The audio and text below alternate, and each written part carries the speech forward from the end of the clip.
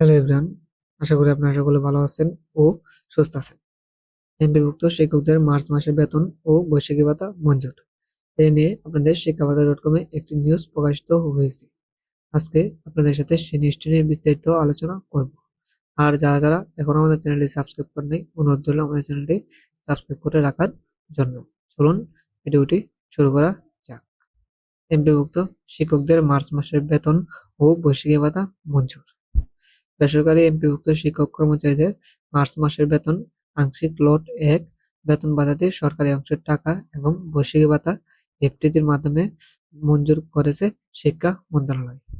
রবিবার মন্ত্রণালয়ের মাধ্যমিক ও উচ্চশিক্ষা বিভাগের উপসচিব মোহাম্মদ দেলোয়ার হোসেন স্বাক্ষরিত পত্র চিফ অ্যাকাউন্টস অ্যান্ড ফিনান্স অফিসারের নিকট পাঠানো হয়েছে।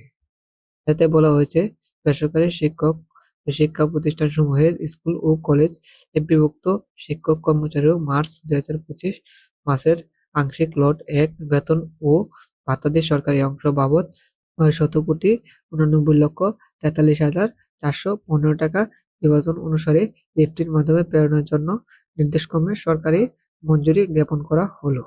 Chief account and finance officer, শিক্ষা মন্ত্রণালয়, ৪৫ পুরানো পল্টন, ঢাকা উপর বর্ণিত বিভাজন অনুযায়ী এফডির মাধ্যমে প্রদানের প্রয়োজনীয় ব্যবস্থা গ্রহণ করবেন এবং chief account and finance officer কার্যালয়ে উক্ত অর্থ বেসরকারি শিক্ষা প্রতিষ্ঠানসমূহে স্কুল ও কলেজ এমপিভুক্ত শিক্ষক-কর্মচারীদের বেতন ভাতাদি সরকারি অংশ বাবদ পরিশোধ করবেন। এই যে আপনাদের যে বাজেট শাখা হতে যে নোটিশটি প্রকাশিত হয়েছে, সেই নোটিশটি হচ্ছে এটি।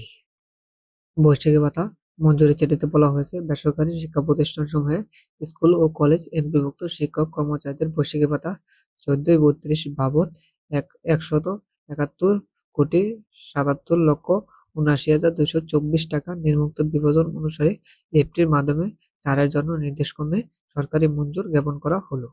Chief account and finance officer এর শিক্ষা মন্ত্রণালয়, ৪৫ পুরানা পল্টন, ঢাকা উপবর্ণিত বিভাজন অনুসারে এফডির মাধ্যমে প্রদানের প্রয়োজনীয় ব্যবস্থা গ্রহণ করবেন এবং চিফ অ্যাকাউন্ট অ্যান্ড ফিনান্স অফিসারের কার্যালয় উক্ত বেসরকারি শিক্ষা প্রতিষ্ঠানসমূহে স্কুল ও কলেজ এমপিভুক্ত শিক্ষক-কর্মচারীদের বৈশাখী ভাতা ১৪/৩২ বাবদ পরিশোধ করবেন।